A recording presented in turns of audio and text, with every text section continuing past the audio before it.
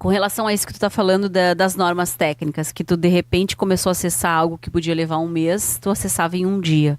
Agora, a gente se demorar 2 segundos, a gente se irrita, porque a gente demora para achar aquela informação que a gente procura na aba do Google e que a gente quer encontrar imediatamente num PDF com a informação que a gente precisa no momento. Não, e aí eu vou pegar o teu exemplo agora, né? Porque nesse exemplo da norma técnica, eu tinha um objetivo, eu sabia exatamente a norma que eu queria e eu tenho agora disponível um canal que me agiliza o acesso. Mas é um caso em que eu sei exatamente o que eu quero, para que eu quero e onde achar. Isso, Vírgula. imagina. Você está gostando desse treinamento aí que tu está fazendo, desse curso com esse canadense que você está fazendo. Como que tu achou esse canadense? Né? Porque o Leonardo, lá do IDG, que nós fazemos parte, né, do grupo para promover os objetivos de desenvolvimento global aqui no Brasil. Development né? Goals, Isso. Individual Development Goals. Mas se não fosse o Leonardo chegar no nosso grupo e falar, olha que legal esse cara, qual seria a chance de nesse universo, nesse mar de informações, Eu sabia que tinha um tu curso... colocar uma busca, qual que é o assunto mesmo do curso? É meaning crisis, a crise de sentido que nós estamos vivendo Crise como de sentido. humanidade. Então eu vou pegar busca de sentido. Isso, beleza? ia vir o Vitor Frank. Eu vou colocar lá uma Ia vir busca de sentido. Qual a probabilidade de tu acessar esse cara? Mínima. mínima. Ia Então ser um esse curso cara, de logoterapia ele que eu ia ia acessar. estar lá, né, na internet, e é acessível, só que você não ia chegar. Nunca. Dada a quantidade de informação Porque eu não que ia você ter a que chave de levar no meio. acesso a isso. Então isso que é o lado ruim. Né? É. Então se o lado bom é quando você sabe o que quer, você tem o acesso facilitado. Se você não sabe o direito que você quer e você colocar uma busca ampla, né, uma busca aleatória, pá, como é que você vai filtrar aquilo que você está recebendo? Daí me veio uma frase que eu até postei ontem sobre ela nesse curso que ele disse. Ele falou: ignorância é ausência de conhecimento. E tolice, foolish, é ausência de sabedoria. E o que a gente mais tem hoje é tolice. A quantidade de conteúdo lixo mesmo na internet é muito grande. E nem tô falando de lixo muito tóxico, não tô falando de violência, de pornografia, não tô falando desse lixo mais qualificado. Eu tô falando do lixo, assim, por bobagens mesmo. Não, eu vou dar um exemplo aqui, que eu lembro que tu ficou muito brava na época, né? Tem uma Olha lá, o dessas- que tu vai revelar, vamos ver. Tem uma dessas escolas aí que super populares e super, né, cotadas, né, de treinamentos executivos online, etc, etc. E tinha lá um curso de inteligência emocional. E aí tu foi ver, deixa eu ver o que esses caras estão ofertando. E eles estavam exibindo um curso de inteligência emocional com um modelo antigo do Goleman, Exatamente. com um modelo em 5 quadrantes. Isso, as 5 Que dimensões era que lá eram. da década De 90, os de primeiros 90. livros dele. E depois o camarada entender, falou, não, isso daqui não faz sentido, né? O modelo atual é esse modelo aqui. Então o camarada consumindo Um numa curso. escola badalada, pagando caro, um conteúdo inadequado, desatualizado. E Isso ele não que- tem nem capacidade de entender isso. É. Porque o conhecimento necessário para fazer esse filtro, só com o tempo e com a experiência você vai ter. É.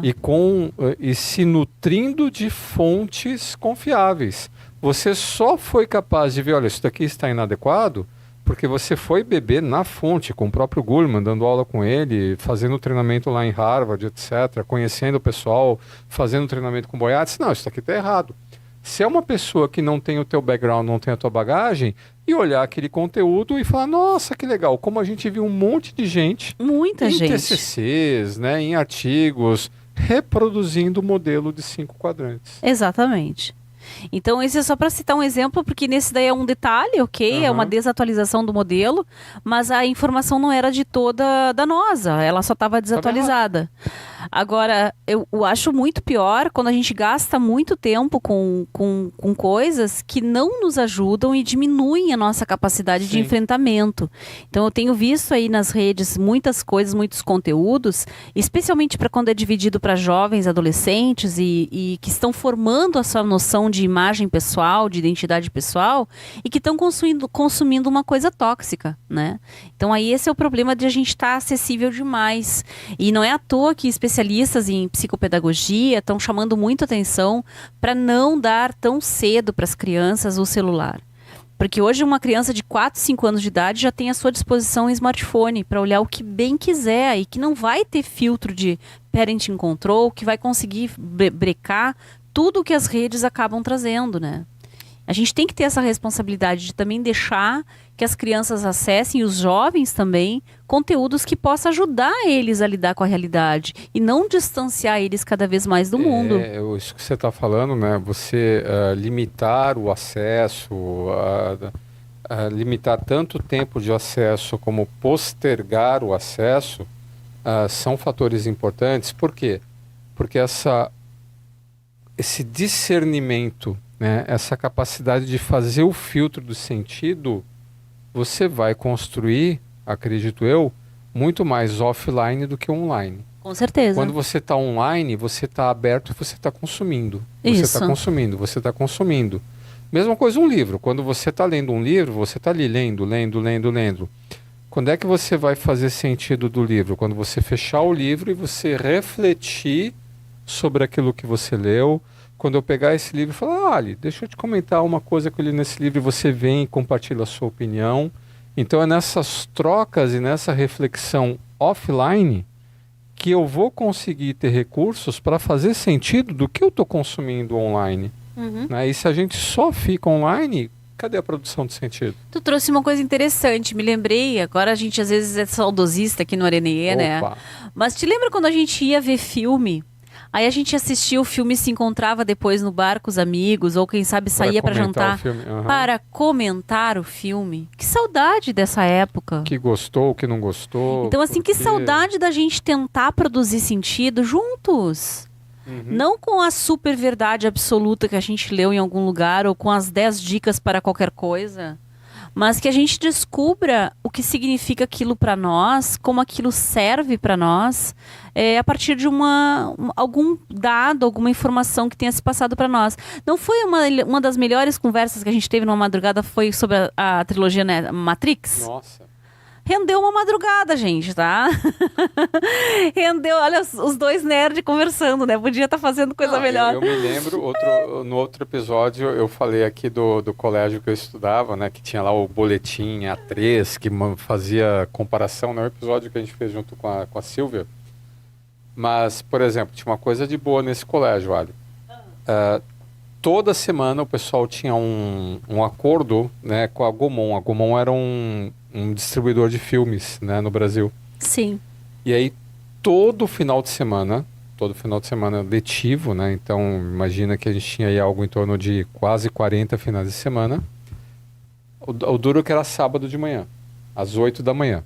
Mas era das 8 da manhã até o meio-dia. A gente ia ao cinema, a entrada era livre, e a gente assistia 2 filmes.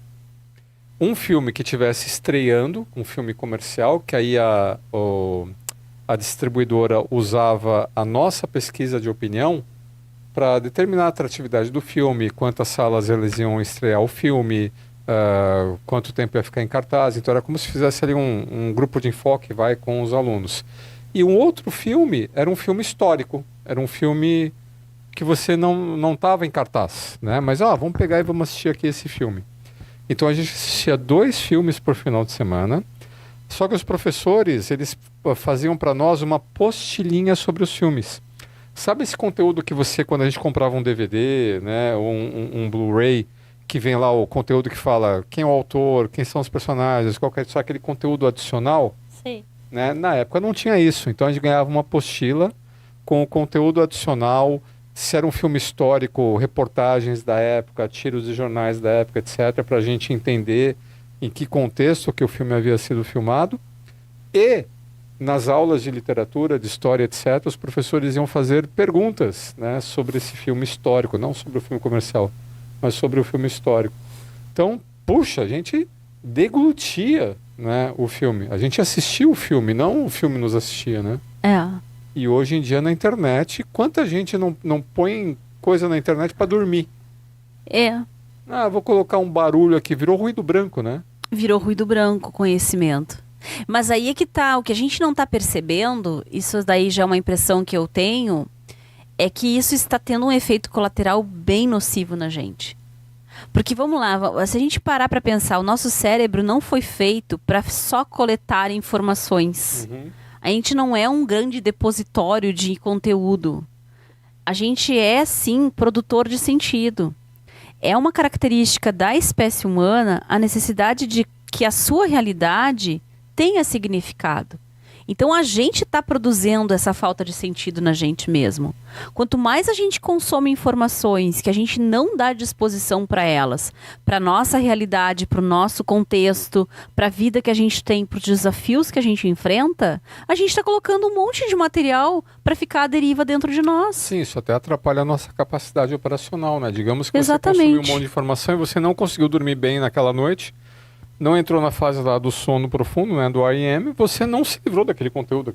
Ele fica ali, boiando. E está impedindo de você assimilar novos conteúdos no dia seguinte. E eu tenho percebido uma crise muito grande nas novas gerações de lidar com o tempo. Ó, já entra aqui no livro. Já da vamos Aigen pegar aqui, do Aigen aqui, ó. Aliás, ele tem o prefácio aqui do Pondé, né?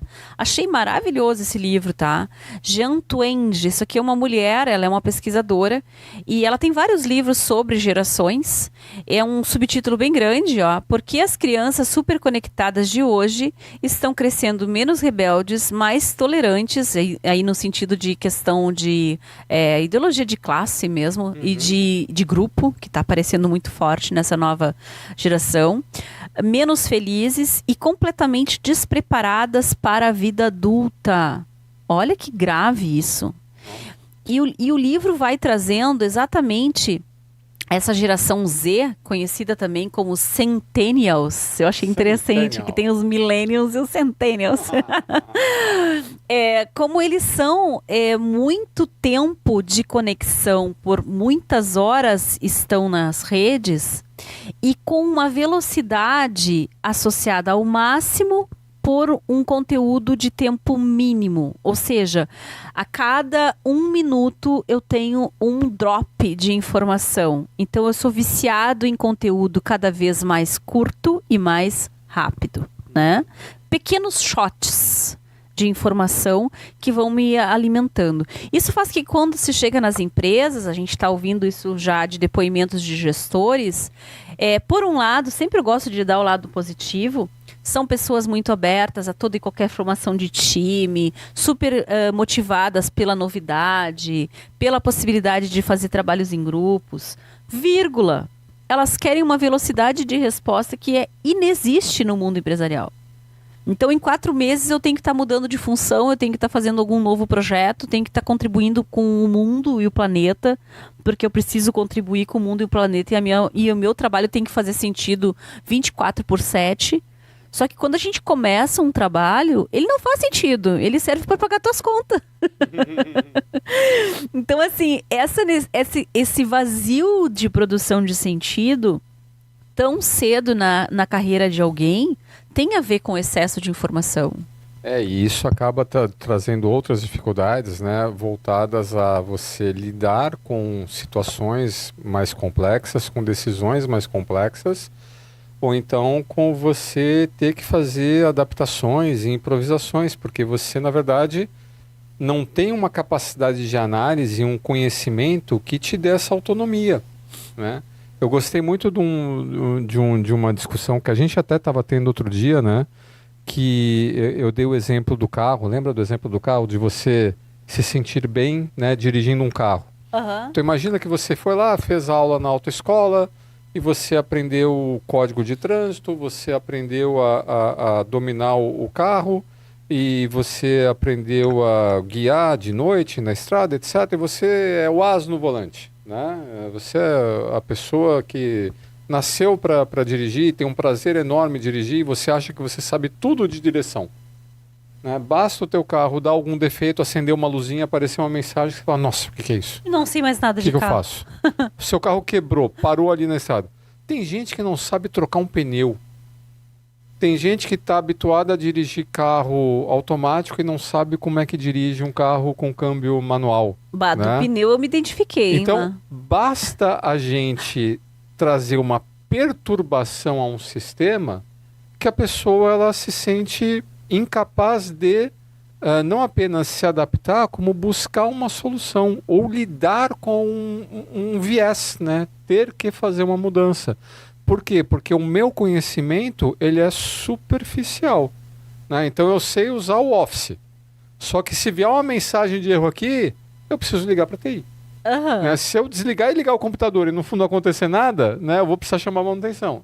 Se eu tiver que mexer numa configuração, eu não consigo. Se eu tiver que mudar a câmera, eu não consigo. Ah, mas se está tudo funcionando, eu sou o especialista. Bastou fazer alguma coisinha diferente. E agora como é que eu faço? E isso, né, é o mal de quem consome muita informação, mas informação superficial. Exato. Você perde a autonomia. O tal do profundo como um pires, que a gente costuma profundidade de um dizer, pires. né? Tá demais isso, esse profundo como um pires.